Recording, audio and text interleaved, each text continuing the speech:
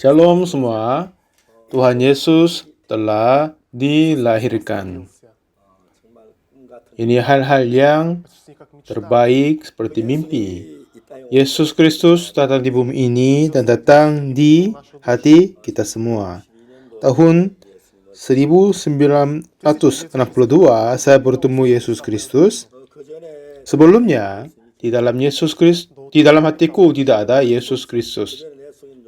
Sebelumnya, keinginan hawa nafsu, dan cara manusiawi itulah ada yang penuh dalam hatiku. Sebelumnya, tanpa Yesus Kristus, saya berusaha dengan rajin dan berusaha melakukan Taurat dan yang lain-lain. Saya kira saya bisa masuk kerajaan surga.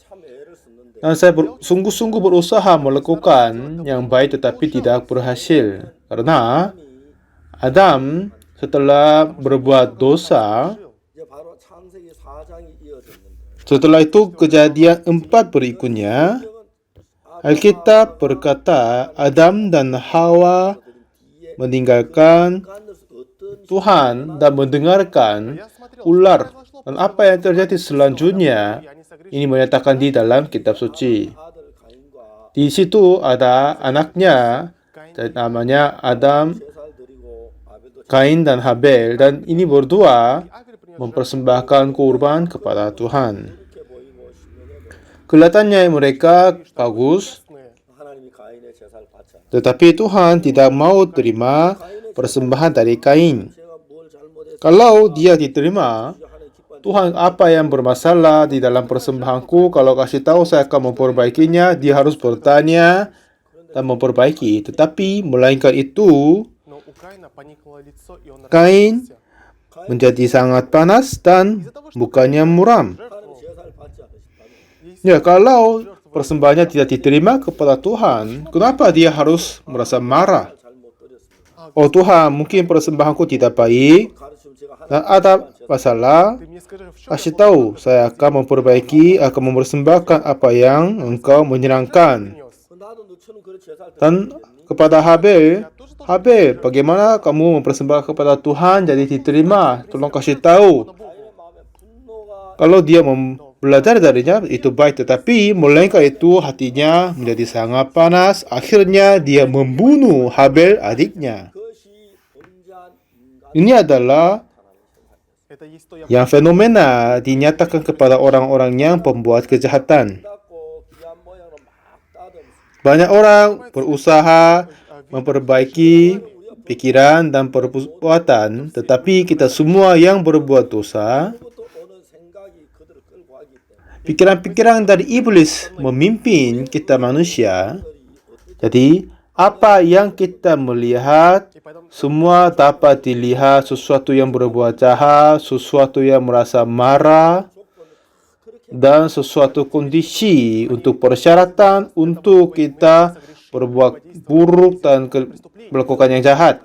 Akhirnya, Kain membunuh Habel. Dan Tuhan bertanya, di mana Habel adikmu itu? Jawabnya, aku tidak tahu. Apakah aku penjaga adikku? Katanya Kain. Jadi sekarang, Kain menolak Tuhan dan melakukan jahat kepada Tuhan. Lalu Tuhan berkata kepada Kain, apakah yang telah kau berbuat ini? Tara adikmu berteriak kepadaku dari tanah, kamu akan terkutuk. Pada saat itu, pertama kali Kain menemukan bentuknya sendiri. Ini adalah yang jahat. Aku ini adalah yang kotor sekali. Aku harus menerima kutuk, dibinasakan. Jadi, Kain merasa susah dan gugup. Katanya, akhirnya hukumanku itu lebih besar daripada yang dapat kutanggungkan.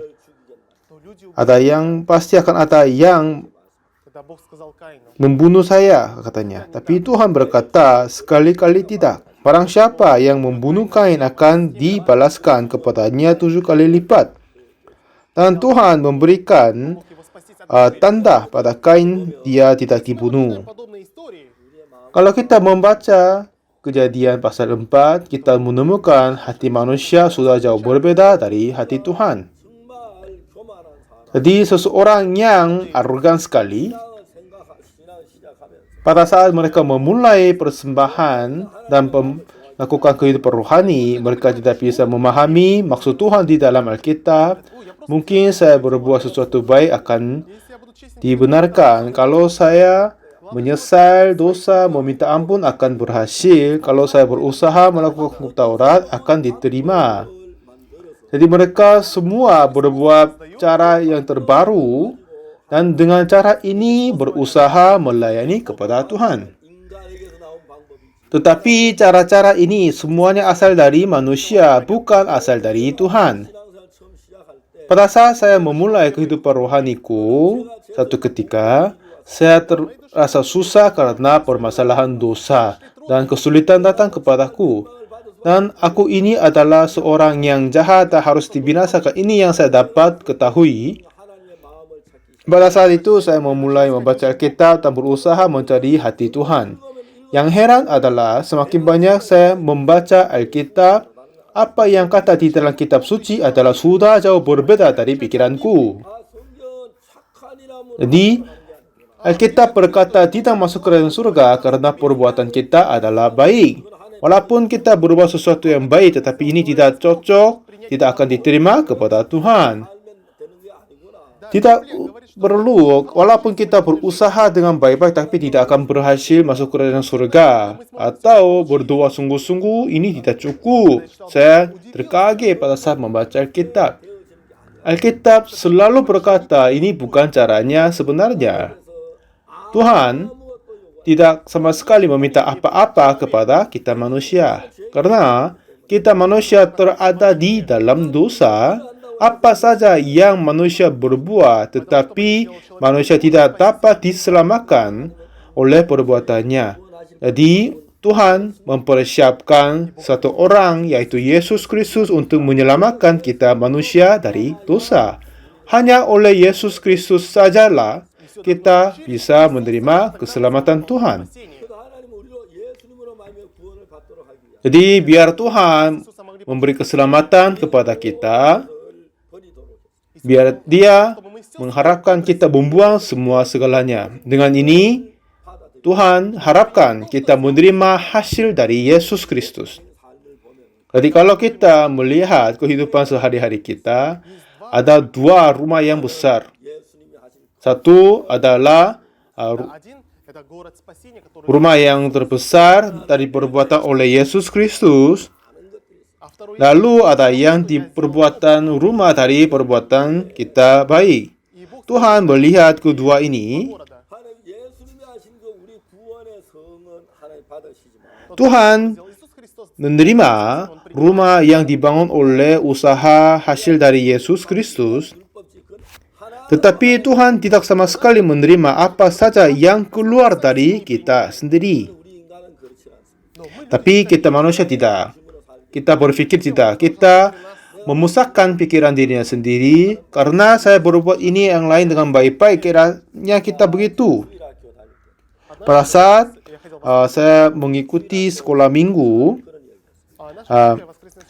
katanya guru sekolah minggu berkata bahwa pada saat satu hari musim dingin, dia mempunyai coat yang mewah.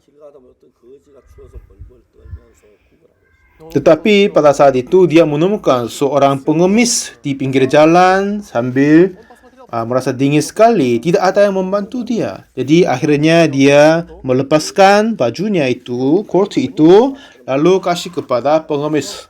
Setelah itu dia lari, kabur. Dan kami dengar daripada guru sekolah minggu.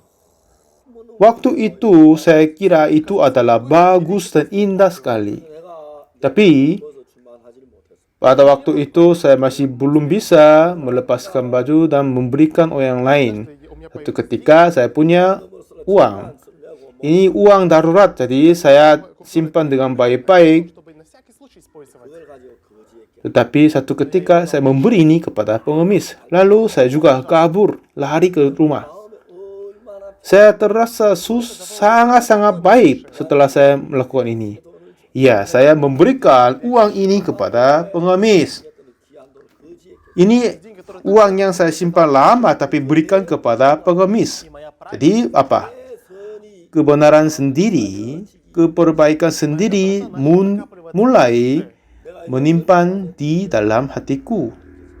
Dan lalu saya makin tua, jadi berusia 16, 17, 18, sudah ada banyak dosa yang saya sudah berbuat. Dan juga saya melayani kepada gereja, dan saya membantu orang-orang lain, dan saya menyelamatkan, mempersembahkan yang lain, dan melayani kepada orang-orang lain. Pekerjaan-pekerjaan yang ini, yang terbaik juga ada di dalam hatiku.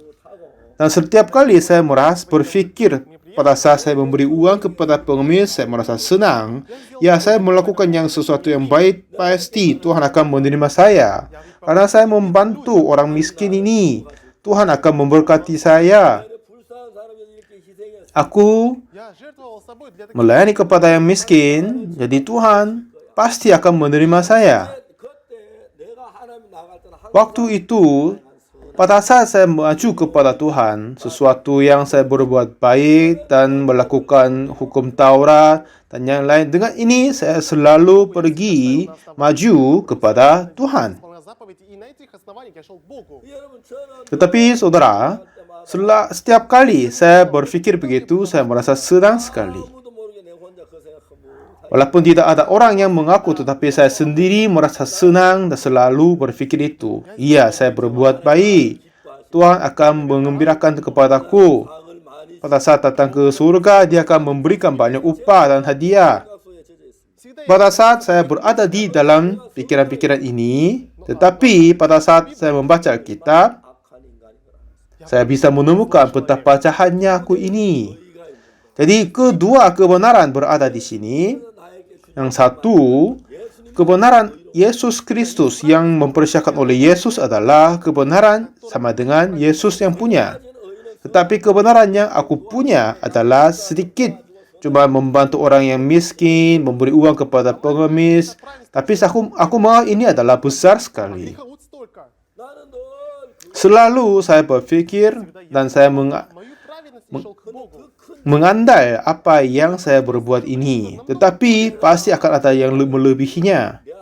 Tetapi kebaikan dan kebenaran yang saya berbuat, semakin banyak saya menambah ini, semakin banyak menolak kebenaran dari Yesus Kristus. Jadi iblis menipu saya dan membuat aku menjadi orang-orang yang baik. Jadi akhirnya menolak Yesus dan meninggalkan Yesus kepadaku.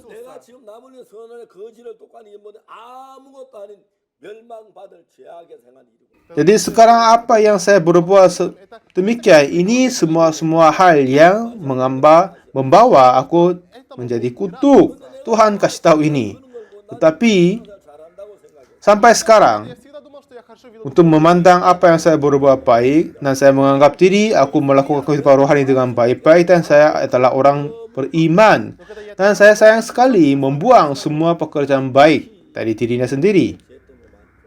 Dan sejak kecil, khususnya sejak kecil, saya berpikir mendalam tentang dosa dan menyesal, dan saya berusaha berdoa banyak untuk diampuni dosa saya.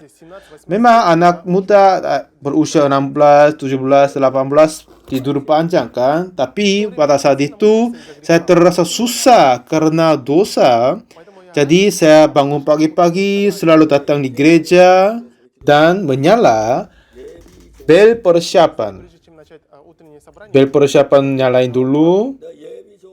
Setelah ini 30 menit kemudian ibadah doa pagi-pagi akan memulai. Biasanya orang-orang di rumah mendengar bel persiapan, lalu mereka datang di gereja.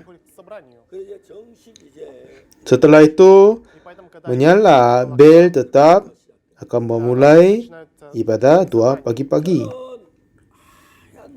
Pada saat musim dingin, sudah turun hujan salju, saya berjalan ke gereja yang lapangan putih yang tidak sama sekali ada orang yang menginjak dulu saya datang di gereja dan menyala bel di sana. Kelihatannya aku ini dilihat orang yang beriman bagus untuk kehidupan rohani dan selalu datang di gereja, menjadi panduan suara gereja, sama menjadi guru sekolah minggu. Dan saya pun merasa aku ini orang beriman. Tetapi pada saat itu saya masih ada di dalam dosa. Dan sampai saat itu saya berusaha mendirikan kebenaran diriku sendiri. Hanya mengetahui tentang kebenaran Yesus Kristus melalui kayu salib secara pengetahuan saja, tetapi tidak bisa mempercaya. Kalau saya sesungguh mempercayai Yesus Kristus, kebenaran Yesus akan menjadi kebenaran saya. Aku menjadi kudus seperti Yesus Kristus. Aku sudah akan menerima kebenaran yang sempurna kan, tetapi tidak bisa. Jadi, walaupun saya mengikuti gereja, tetapi selalu saya menganggap sendiri orang berdosa di depan Tuhan. Aku tidak sama sekali tahu apa yang masalah kepadaku. Pada saat itu, perbuatanku lebih baik daripada yang lain. Kadang ada yang sempat saya selalu datang gereja, membersihkan kamar kecil di gereja, dan merapikan taman-taman di gereja, mengeluarkan rumput-rumput, dan menjaga bunga-bunga, dan membersihkan gereja juga. Kadang satu ketika saya membuang kotoran di kamar kecil keluar dan pekerjaan yang baik-baik, dan juga membersihkan lampu-lampu yang ada di dalam gereja juga. Seperti yang begitu, saya melayani gereja dengan bagus dan sesungguh hati dan selalu berdoa walaupun tidak ada orang di situ. Dan saya terlihat ini adalah anak muda yang beriman yang bagus sekali dilihat pada orang lain. Dan saya sesungguh mentaati kepada gereja dan kerja sesungguhnya. Tapi waktu itu juga hatiku penuh dengan dosa. Karena saya masih kurang tahu tentang Alkitab mendalam. Dan apa yang saya berbuat dosa dan meminta pengampun dan mempersembahkan uang di gereja dan melayani kepada ini akan menjadi sumber imanku. Saya kira begitu. Tapi selanjutnya apa yang saya mengetahui adalah bagaimanapun saya melayani gereja, walaupun saya berbuat baik, semakin banyak mentaati gereja, walaupun saya berusaha melakukan hukum Taurat, tetapi itu tidak sama sekali akan membantu mengampun dosaku. Itu yang saya dapat mengetahuinya. Jadi, setelah itu saya memulai membaca Alkitab. Akhir-akhirnya saya menemukan imanku ada bermasalah. Saya membaca mendalam ada permasalahan dosa. Untuk kita menerima pengampunan dosa, apa saja manusia berbuat sesuatu, tetapi manusia tidak bisa menyelamatkan dari dosanya. Ini yang saya dapat dari kita. Oleh karena manusia sendiri tidak bisa menyelamatkan diri, jadi Tuhan mengutus Yesus Kristus. Jadi untuk kita menerima pengampunan dosa, kita harus membuang semua yang perbuatan kebaikan dari dirinya sendiri, tetapi harus menerima apa yang Tuhan Yesus berbuat kepada kita. Tetapi, kenapa saya tidak bisa menerima pengampunan dosa adalah saya selalu berusaha menambah kebaikan dan pelayanan dirinya sendiri. Jadi, dosaku tidak sama sekali dapat diampuni dan dibersihkan. Semakin banyak saya membaca kitab seterusnya, apa yang saya dapat mengetahuinya? Di dalam permasalahan dosa, kita tidak boleh ikut campurnya. Untuk dosa, kita menerima pengampunan dosa, apa saja yang kita berbuat itu tidak sama sekali berguna. Kalau seseorang berhasil mengampun dosa dengan perbuatan diri, Tuhan tidak perlu mengutus Yesus di bumi ini. Hanya Tuhan, sama Tuhan Yesus saja yang bisa mengampun dosa manusia. Dengan perbuatan kebaikan, manusia tidak sama sekali bisa mengampun walaupun sedikit dosa saja. Ya, kepercayaanku sudah bersalah. Aku mempersembahkan uang, berbuat baik, melakukan hukum Taurat. Saya mentaati gereja. Kalau begitu, pasti akan menjadi baik-baik. Permasalahan dosa dan yang lain juga. Saya kira begitu. Jadi walaupun kami menyala untuk mempersembahkan tubuh kita kepada Tuhan, tetapi apa saja ini pun tidak dapat mengampun sedikit dosa daripada kita. Oleh karena ini, Tuhan mengutus Tuhan Yesus Kristus. Hanya Tuhan Yesus saja yang bisa mengampun dosa kita manusia. Dan sebelum saya mengetahui ini, saya selalu berusaha mengampun dosaku dengan dirinya sendiri. Dan setelah ini, apa yang saya dapat menemukan adalah ya, semua anggota gereja kami, jemaat gereja kami melakukan begitu. Dan pendeta-pendeta gereja kami juga mengajar begitu. Kita harus melakukan baik, harus mempersembahkan banyak, harus mentaati kepada gereja, harus melakukan hukum Taurat. Jadi kita dapat masuk kerajaan surga. Ini apa yang mereka mengajar dan kita berusaha. Satu ketika seorang penatua kami bertanya kepada pendeta, Pak Pendeta, kalau saya berbuat ini dan yang lain, apakah saya sungguh bisa masuk kerajaan surga? Dan Pak Pendeta berkata, Penatua, apa maksudmu? Siapa yang tahu itu? Sampai kita datang ke kerajaan surga, tidak ada yang ketahui apakah kita datang atau tidak. Kalau begitu, Penatua bertanya, kalau begitu, apa yang kita harus melakukan?